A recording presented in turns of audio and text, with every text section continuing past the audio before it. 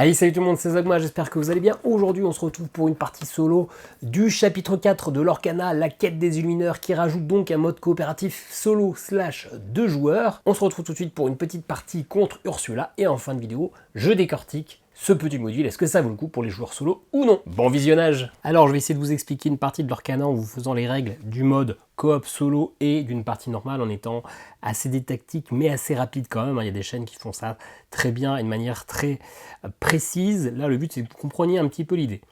On va jouer contre Ursula qui a son propre deck, qui commence d'ailleurs avec le trident volé d'Ursula qui est en place. On va jouer en facile parce que même si le jeu se joue parfaitement bien en solo, il est quand même plus dur en solo que en coop, j'ai l'impression. En tout cas, en facile, je n'ai pas encore réussi à gagner. Je joue avec un des deux decks de départ qui est ici. Je vais jouer le deck rouge-jaune. Il y a aussi un deck qui est gris-violet, qui est aussi assez sympa, mais qui est peut-être un peu plus... Alors, il peut y avoir des sorties qui sont très puissantes et des sorties qui sont un peu pourries. Je trouve le deck orange, enfin parce que moi je l'ai slivé en orange, un peu plus stable. On gagne si on arrive à 20 points de lore. Hein. On sait sur l'Orcana, il n'y a pas de points de vie, mais on va essayer de mettre des points de lore, des points d'aventure. Pour Ursula, elle va gagner si elle arrive à 40. Attention, ça c'est le compteur de lore d'une partie normale, donc à 20 il va se bloquer, donc à 20 je retournerai à 0, mais on se rappellera bien, qu'il y a un objectif à 40 pour Ursula. Je commence par faire ma main de départ à 7 cartes et je peux faire un mulligan, donc je peux regarder s'il y a des cartes que je veux garder et d'autres que je veux virer. Et écoutez, en étant assez rapide, ça me semble assez ok, donc on va la garder. Je vous expliquerai un peu les cartes plus tard. C'est toujours Ursula qui va gagner. C'est toujours Ursula, oui, petit lapsus, c'est surtout Ursula qui va commencer à chaque fois. J'ai mis un petit dé, parce que normalement il y a un petit plateau de jeu, mais qui prend de la place, qui est en papier, qui n'est pas très intéressant, tout peut être visible ici. Un petit dé pour se rappeler qu'elle pioche 2 par tour. Normalement, en mode normal et plus, dès qu'elle va atteindre 20 points de lore, elle vient piocher une 3e carte. Pour les modes de difficulté supérieurs, ça va même un petit peu changer. Là, en facile, ça sera toujours 2 cartes. Comment ça marche? Son tour, on redresse tous les éléments qui sont inclinés, on active les pouvoirs un par un, donc en l'occurrence le trident volé d'Ursula, elle l'incline, c'est écrit dessus pour gagner son premier point de lore, donc elle a un objet qui va faire qu'elle va prendre des points de lore à chaque tour. Alors dans l'autre deck, il y a des moyens de supprimer cet objet, là dans mon deck orange, il n'y a pas de moyen. Et elle va piocher 2 cartes, qu'elle va mettre dans sa main, la main qui est symbolisée par cet endroit-là. Et ensuite, elle va les jouer une par une. On voit comme sur des cartes présentes dans notre deck, on a un coup d'encre, c'est la mana qu'il faut pour jouer, donc là en l'occurrence 0, un coup de force et un coup de volonté, c'est-à-dire l'attaque et la vie. Eh bien, elle a des encres qui sont ici. Si la carte, elle peut la jouer parce qu'elle a assez d'encre, eh bien elle la joue directement, et on passe à la suivante. La suivante, le chavirage, il faut 3 encres, elle n'a pas d'encre, donc elle va les mettre ici, dans son encre. Elle pourra maintenant jouer des cartes jusqu'à 1 de mana. Pour me rappeler combien j'ai dans ma pioche, combien elle a dans sa pioche d'encre, eh bien je mets un petit dé à côté, c'est plus simple. Voilà, c'est la fin de son tour, c'est à moi de jouer. On se rappelle, au premier tour, on ne pioche pas de cartes, et maintenant, je peux jouer mes cartes. Comme elle, il faut que je puisse dépenser des encres, 2 encres, 3 encres, 5 encres, etc. Donc une fois par tour, j'ai le droit de prendre une carte qui est ancrable, donc une carte qui a ce logo autour d'elle. Vous voyez que celle-ci n'a pas de symbole autour de l'hexagone, donc elle n'est pas ancrable. Donc une fois par tour, je peux ancrer une encre, une carte. Alors ça c'est bien, mais du coup j'ai ma réponse. Je vous explique pas toutes les cartes maintenant, mais je vais mettre ma Zirgouflex. Ah, c'est un heal quand même. Ouais, je vais mettre mon Pégase ici qui est ancrable. J'aurais peut-être dû... j'aurais peut-être dû faire un mulligan. Je mets ici dans mes encres. C'est-à-dire que maintenant, à chaque tour, je peux l'incliner pour jouer une carte. Et je vais jouer Ehei. C'est un d'encre, donc c'est bon. Une carte, comme dans pas mal de TCG, une fois qu'elle rentre en jeu, elle ne peut pas être active directement au tour là. Attention, je n'incline pas. Parce que dans ce jeu, une carte qui est inclinée, c'est une carte qu'on peut attaquer. On ne peut pas attaquer, défier un glimmer, une carte, tant qu'elle n'est pas inclinée. Donc elle rentre, mais elle est inactive. J'ai un pouvoir avec AA, soutien, lorsque ce personnage est envoyé à l'aventure, donc quand on va lorer, et si je veux lorer, ça me rapporte 1 point, c'est ce qui est écrit sur le côté, et je peux ajouter sa force à un autre personnage. Donc finalement, à chaque tour, je vais pouvoir lorer à 1, et donc augmenter mon compteur, et donner le petit boost de puissance à quelqu'un d'autre. Donc c'est plutôt ok. Voilà, j'ai qu'un de mana à ce tour-ci, donc c'est la fin de mon tour. On passe à Ursula qui va incliner tout le monde, qui va tous les renclencher. Donc le trident y va. Maintenant, ça va être aux filles de Triton. Les cartes de l'adversaire, les glimmers, en fait, vont toujours aller à l'aventure. Ils vont toujours lorer. Sauf s'ils ont la compétence combattant. Et dans ce cas-là, ils vont m'attaquer. Mais en l'occurrence, je crois qu'Ursula, pour l'instant, n'a pas de compétence combattant. Donc finalement, ça va être un sac à PV. Et nous, on va devoir essayer de bloquer un petit peu, soit d'être plus rapide qu'elle, soit de l'empêcher d'y aller. Donc ça aussi, ça lore, ça va à 3. On se rappelle, on pioche 2 cartes pour Ursula. Celle-ci est à 3 d'encre. Elle n'a pas 3 d'encre, elle n'en avait qu'une seule. Donc elle la met dans son encre et prend plus 1. Celle-ci est à 3, la couronne d'Exasor. Ça me va très très bien parce que celle-ci est chiante. C'est un objet qui lui faisait piocher une carte de plus, donc une action de plus. Donc ça va très bien que ça va dans son encre. Ça va me faciliter un peu la partie. Voilà, moi de jouer, je redresse mes encres et cette fois-ci je pioche. Alors je pioche le retour de Bruno. Ok. Alors, moi, clairement, ce tour-ci, je veux jouer ma réponse. Ça va être très important. Et du coup, en encre, j'ai pas moyen d'ancrer autre chose que ma Zirgouflex, la fameuse fourchette de Reka. Donc, j'ancre, j'incline de là pour jouer réponse. Pourquoi? Parce que réponse, elle va pouvoir à chaque tour s'incliner pour heal. Les cheveux magiques de réponse, ça va permettre d'avoir 2 jetons, retirer 2 jetons dommage. Bon, là, elle est bloquée. Et il va aller lorer. Il va partir à l'aventure, je ne vais pas attaquer, ça ne sert à rien, je vais me tuer sur les filles de Triton si jamais je défie. Voilà, fin de mon tour, c'est assez rapide, on redresse tout et on les réincline, donc je le fais direct, plus 2. Et on pioche 2 cartes. Celle-ci, le contrat d'Ursula coûte 0, donc c'est bon. Vos adversaires ne peuvent pas utiliser de capacité de champ de bataille. Et bah oui, parce que dans ce mode solo, /coop, on a des pouvoirs qu'on peut utiliser. Sauf que ces pouvoirs ne coûtent pas de l'encre, mais des points de l'or. Pour 1 de l'or, je peux choisir un personnage et lui retirer jusqu'à 2 jetons dommage, donc faire le pouvoir de ma réponse globalement. Pour 2 l'or, je peux choisir un personnage et le redresser ou l'épuiser, donc ça peut être pour un personnage adverse. Et pour 3, je peux piocher 2 cartes, et c'est souvent les piocher des cartes qui sont intéressantes, mais pour ça il faut 3. Et bah là, pendant le prochain tour, je ne pourrai pas utiliser cette capacité. Il reste une autre carte. Le coup de tentacule à 2 mana, 2 d'encre, c'est bon. Infliger un dommage à chaque personnage adverse. Donc moi, j'ai les petits dés pour marquer les points de vie. Les dégâts. J'espère que c'est assez visible. Hop.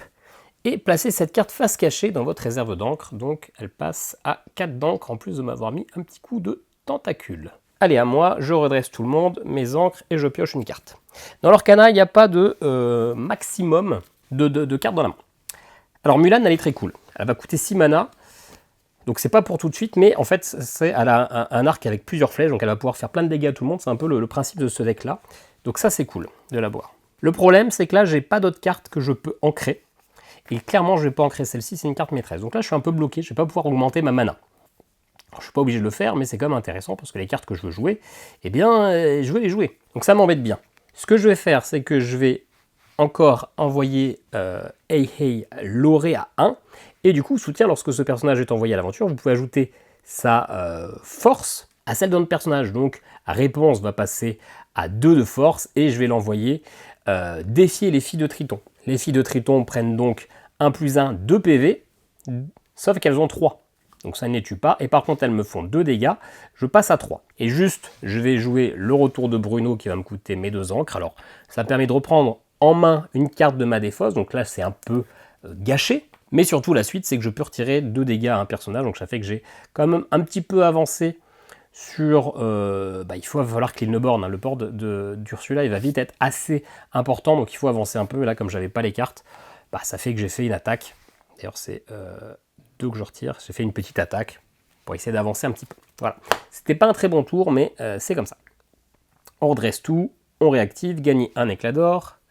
Les filles de Triton retournent attaquer. Le contrat, au début de votre tour, bannissez cet objet, donc ça veut dire le supprimer, et gagnez 3 éclats de l'or. Donc attention, elle est déjà au quart de ce qu'elle doit faire. Ursula pioche 2 cartes. Bruno Madrigal, lorsque vous jouez ce personnage, chaque adversaire, je suis tout seul, place les 3 cartes du dessus de sa pioche dans sa défausse. Et le requin, il ne peut pas le jouer, ça coûte 5 d'encre, tant mieux, je suis pas prêt, mais du coup il passe à 5. Alors attention, même s'il y a mana infini pour Ursula, à partir de 7, elle peut jouer 100% de ses cartes. Et pour l'instant, les cartes un peu embêtantes, et ben elles sont pas passées, quoi. Donc ça veut dire qu'elles vont pas être dans les encres et donc elle va pouvoir les jouer, pardon. Allez, encore une carte que je peux pas ancrer. J'aurais vraiment dû me liganer. En plus, c'est dommage parce que Hercule a charge, c'est-à-dire qu'il peut attaquer directement. Mais pour ça, il faut 3. J'ai vraiment pas envie de jouer ma Mulan. Hein. Si je crame ma Mulan, je suis mort. Alors déjà que je suis mort, mais là, je fais rien du tout. Si je crame ma Mulan... Non, bah non, je peux... Après, là, je suis vraiment coincé. Hein, donc, au bout d'un moment, il faut y aller. Je peux pas me permettre d'attendre un tour de plus. Quoique... Non, je peux pas me permettre d'attendre un tour de plus. Donc, ce qu'on va faire, c'est qu'on va jouer AA pour l'oré. Le petit bonus de boost, on va le mettre à réponse parce que pour l'instant, il n'y a pas le choix. Je vais utiliser ma capacité. Ça me coûte mes 3 lore. Je peux le faire, je peux utiliser chacune des compétences une seule fois par tour. Donc je peux utiliser les 3, ça me coûterait 6 lore par tour si je veux tout utiliser, mais une seule fois par tour. Et du coup, je peux piocher 2 cartes. Et encore des cartes sans non ancrables. Bien. Bah écoutez, je fais comme tout à l'heure, je fais 2 dégâts du coup avec réponse. Les filles de Trisson sont mortes et réponse se prend 2 dégâts. Voilà, on va attendre un tour de plus. Ça me paraît complexe de faire plus, mais là, il n'y a pas de raison que j'ai plus de cartes ancrables qui pop. Hein. Non ancrables qui pop. Elles sont toutes dans ma main. Mais ça me fait vraiment chier de craquer ma Mulan. Il faut que je la garde. Hein. Allez, on réincline. On joue ça plus 1.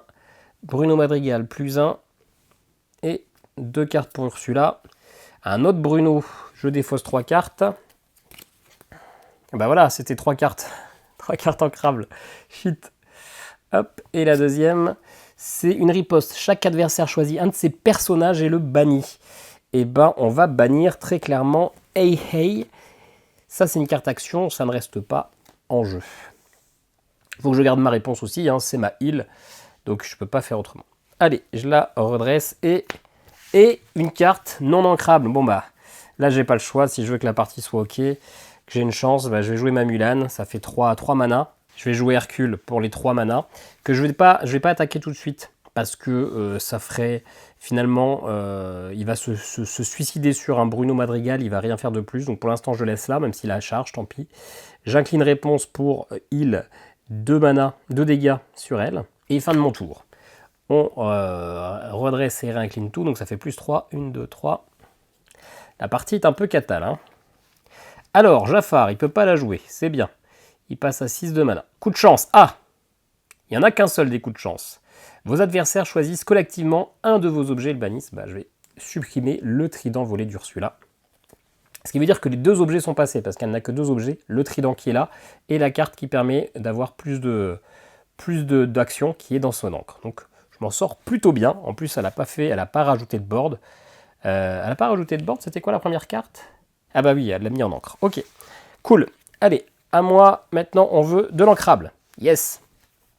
En plus, ma Mulan, j'en ai plus vraiment besoin parce que c'était pour ajouter l'autre Mulan qui était meilleure. Que je n'ai plus maintenant, on se rappelle, elle est là. Allez, j'ai 4 mana. 4 mana, je joue la fée clochette. Donc, j'incline tout. Fée clochette. Elle a un pouvoir. Je peux regarder les 4 premières cartes de la pioche. Et je peux révéler un personnage. Donc, ça veut dire le montrer à l'adversaire. Parce que c'est des cartes qui se jouent aussi en multi, hein, enfin, en duel. Et je l'ajoute à ma main et le reste, je le mets sous la pioche. Alors, le Hades c'est cool. Je vais prendre Hades. Tout le reste, je le mets sous ma pioche, dans l'ordre de mon choix. Bah, je suis pas sûr de voir toute ma pioche, de toute façon.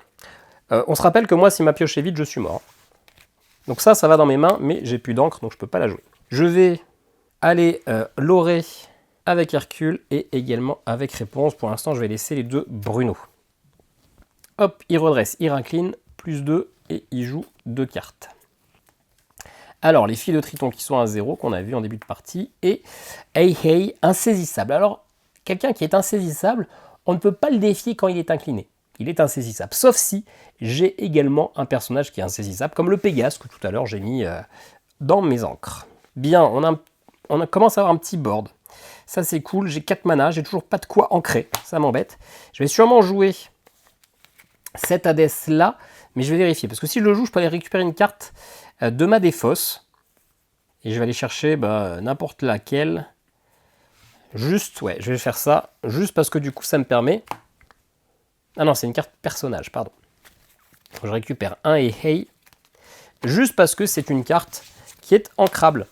Donc maintenant, je passe à 5 d'encre. Alors on se rappelle, j'en ai joué 4 pour celle-ci. Hein. Donc celle-là n'est pas encore jouable. Ça, c'est incliné. On va le faire proprement quand même. Hop. J'ai 1 de mana, mais j'en ferai rien. Cool. Alors, avec Hercule, je ne peux pas les défier, ceux-là. Ils sont pas inclinés. J'ai vraiment pas envie de buter mon Bruno, mon Hercule et ma réponse pour tuer un Bruno. Hop, donc je vais envoyer les deux là en l'or et la fée clochette également.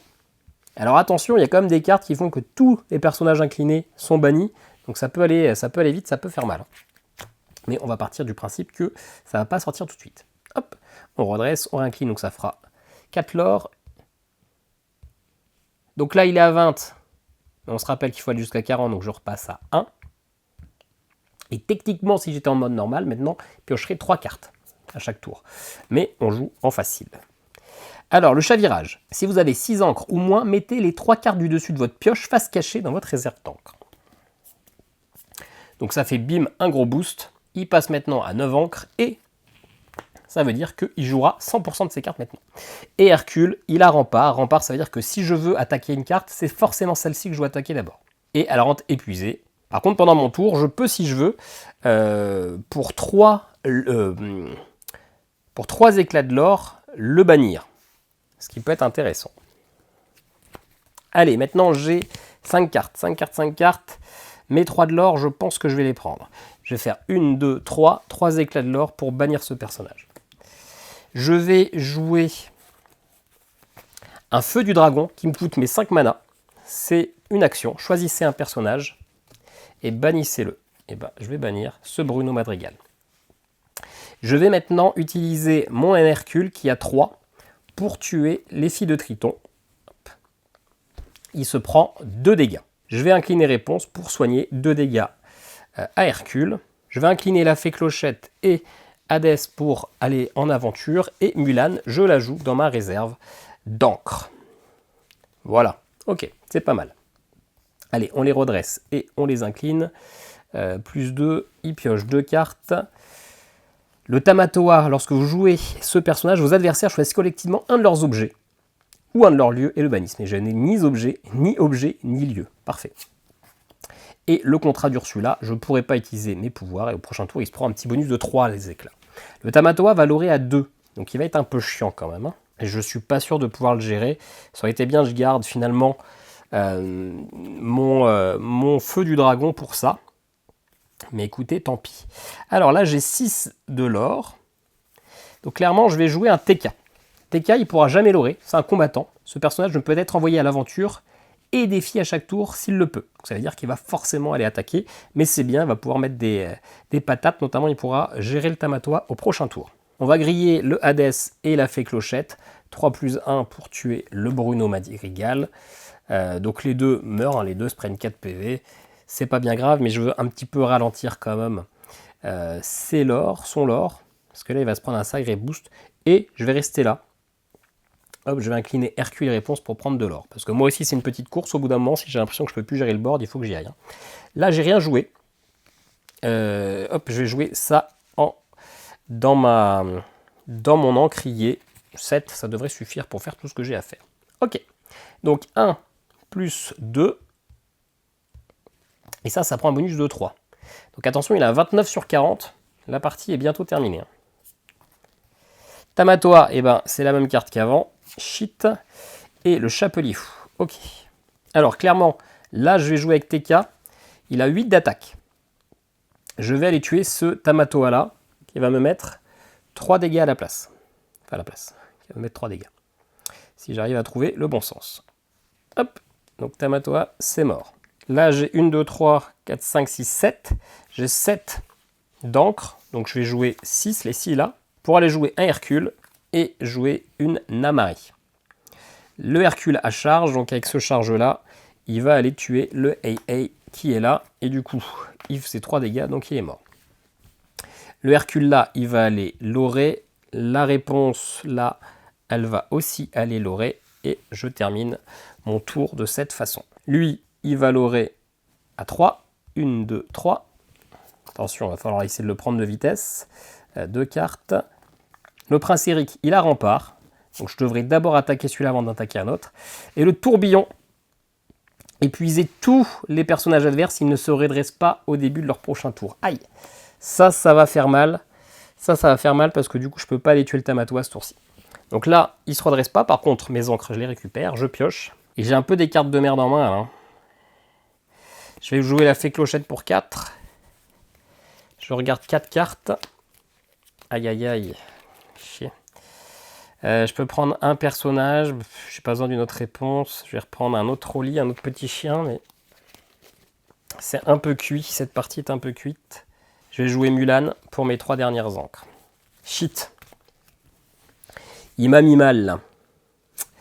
Allez, il redresse, il incline. Il fait du coup 1, 2, 3, 4. Il est à 16 de l'or. Il va jouer le requin.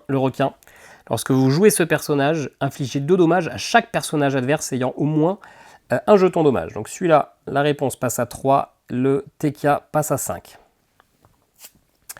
Et Capitaine Crochet, voilà. Donc là, au prochain tour, 1, 2, 3, 4, 5, 6, 7. Il a l'étal. Il faut que j'arrive à lui tuer suffisamment de personnages. Je pense que la partie est dead. Allez. Qu'est-ce que j'ai dans ma défausse? C'est reprendre un personnage, hein, donc j'ai pas moyen de reprendre mon feu du dragon. J'ai ça avec charge. Ah. Ok. Alors déjà, je vais incliner réponse pour heal de 2. Mon TK passe à 3. Je vais incliner ces 2 angles pour faire le retour de Bruno. Reprenez en main une carte personnage de ma défausse. Je vais prendre le dingo, qui est ici. Et choisissez un personnage et retirez-lui 2 jetons. Dégâts. Hop, TK passe à 1. Avec TK, j'incline. Je fais 8 dégâts sur le Tamatoa. Qui passe donc. Moi, je passe donc à 4 dégâts.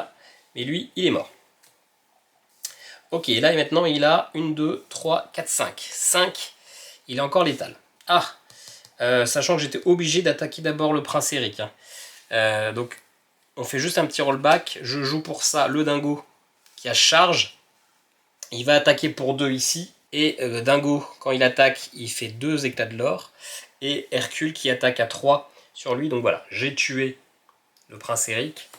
Et c'est maintenant que je fais mon TK. J'ai fait une petite erreur, mais c'est pas bien grave. Je vais maintenant incliner Mulan, qui va partir en l'or. Plus 2. Soutien. Lorsque ce personnage est envoyé à l'aventure, vous pouvez ajouter sa force à celle d'un autre personnage. Donc elle va faire plus 2 à Namari. Namari, chaque fois que ce personnage en défie un autre durant votre tour, et lui inflige des dommages, choisissez un autre personnage et infligez-lui autant de dommages. Donc je vais attaquer à 4.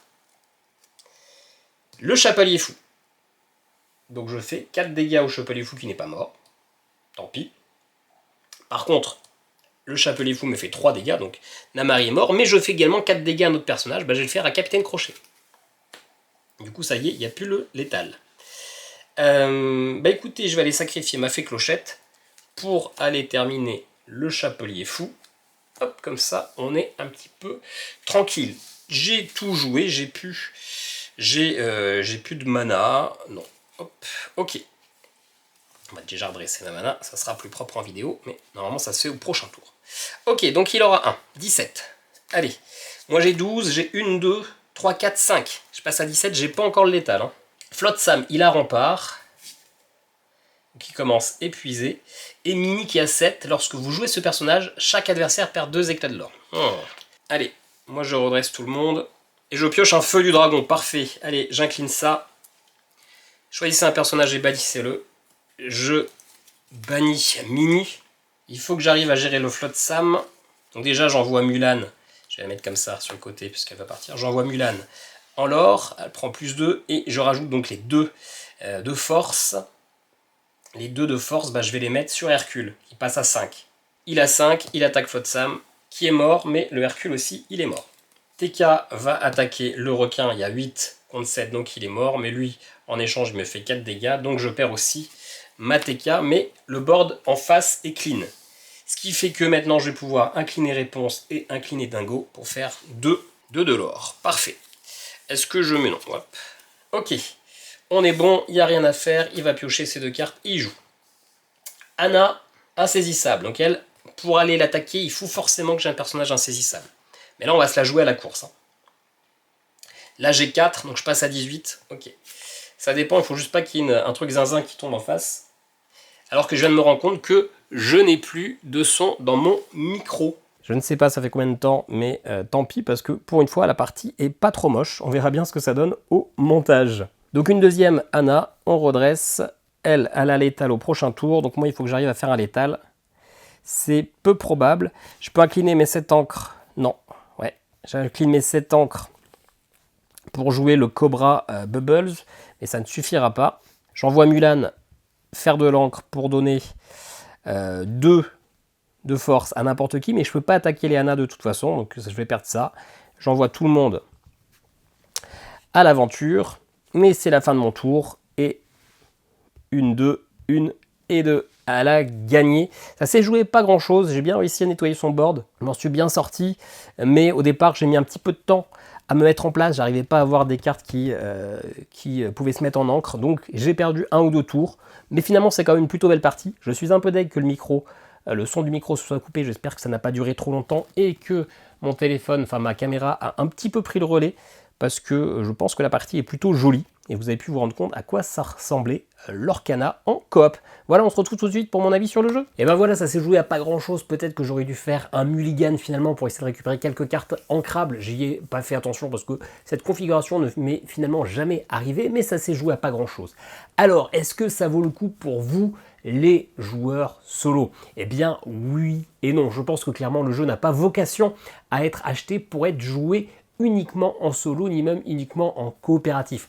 Je pense que c'est plutôt une porte d'entrée. Déjà, revenons un petit peu sur le mode en lui-même. Les règles sont simples, ça reprend exactement les règles de l'Orcana pour les joueurs, donc ça c'est parfait, ça permet de comprendre les règles, ça permet de s'initier au jeu, et les règles d'Ursula, elles, sont excessivement simples. Il y a quelques lignes à lire, mais c'est finalement ultra simple. Vous pourriez même lire que le rappel sur le petit tapis de jeu, que ça serait suffisant. Ce que j'aime beaucoup, c'est la manière dont Ursula va ancrer, pour éviter de se faire high roll, pour éviter de se faire prendre de vitesse par des cartes un peu trop pétées parce que le deck est totalement aléatoire. Et bien cette notion de mettre la carte dans l'encre si elle n'a pas assez d'encre, ça permet justement de temporiser quelques tours, de ne pas prendre tout de suite trop cher, et ça je trouve ça très sympa, je trouve que c'est une belle astuce de règle. Les decks de départ sont plutôt cool pour apprendre à jouer parce qu'ils sont assez simples, il n'y a pas plusieurs mécaniques, il y a une seule mécanique. Là on a vu le deck qui va finalement, même si je l'ai assez peu fait dans cette partie, il me semble plutôt être sur du contrôle de board adverse avec un peu d'AOE, on a pas mal de personnages qui vont faire des dégâts sur plusieurs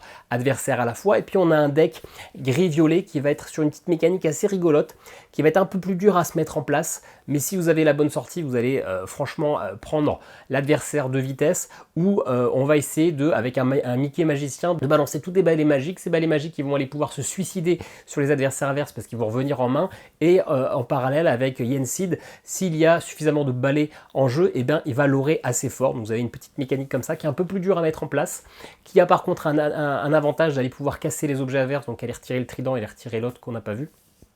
Elle est assez rigolote. Les deux decks sont finalement assez complémentaires pour être joués en coopératif, je pense que c'est plutôt cool. Concernant la difficulté du jeu, oui, le jeu est dur, c'est normal, c'est un jeu coopératif qui est vendu avec 2 decks et qui se veut autonome, on n'est pas obligé d'acheter notre contenu. Donc si le jeu était simple, eh bien on roulerait sur le jeu et il n'y aurait aucun plaisir. Alors ce qui est cool, c'est qu'il y a 4 niveaux de difficulté qui vont changer.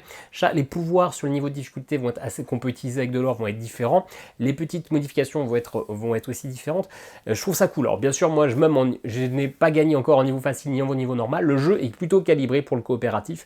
Vous avez finalement moins de cartes, moins d'actions à gérer, moins d'actions adverses à gérer en étant à 2 qu'en étant à 3. Alors oui, elle va piocher un peu plus rapidement une troisième carte qu'en solo, mais globalement, ça va être quand même beaucoup plus simple à gérer.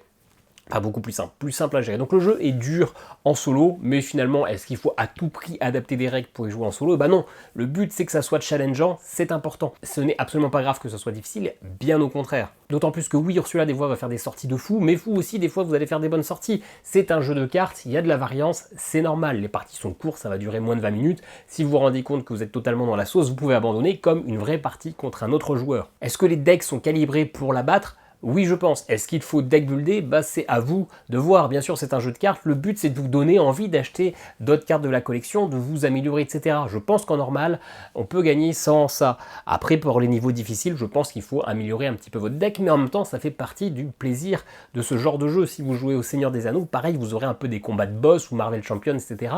Et rapidement, les decks préconstruits ne suffisent pas et vous avez envie de les améliorer. C'est exactement le même état d'esprit. À noter toutefois que vous ne pourrez pas jouer tous les decks contre Ursula. Il y a des decks qui sont totalement inutiles. Les decks fatigue, les decks meul, c'est-à-dire essayer de faire perdre l'adversaire en lui vidant totalement son deck. Contre Ursula, ça ne marche pas parce qu'elle va remélanger son deck.